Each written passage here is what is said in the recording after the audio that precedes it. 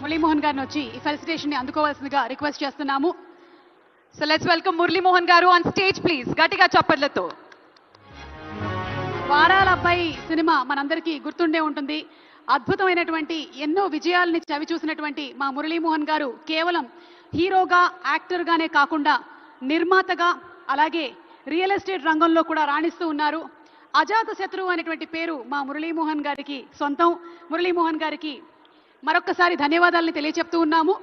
ఇక్కడ అవార్డులను అందుకోవడానికి వచ్చినటువంటి వాళ్ళందరూ మురళీమోహన్ గారిని కమిటీ మెంబర్స్ని గట్టిగా ఒకసారి చప్పట్లతో అభినందించవలసిందిగా రిక్వెస్ట్ చేస్తున్నాము.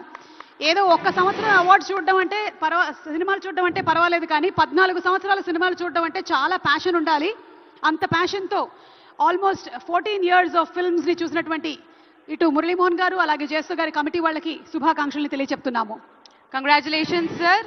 మరి నెక్స్ట్ జ్యూరీ కమిటీ మెంబర్స్ అయిన శ్రీ కె దశరథ్ గారిని 2013-2024 ఫిల్మ్ అవార్డ్స్ ని తీసుకోవాల్సిందిగా కోరుకున్నాం. మరి ఏమాత్రం ఆలస్యం చేయకుండా లెట్స్ వెల్కమ్ కె దశరథ్ గారు. శ్రీ కె దశరథ్ గారికి ఫెలిసిటేషన్.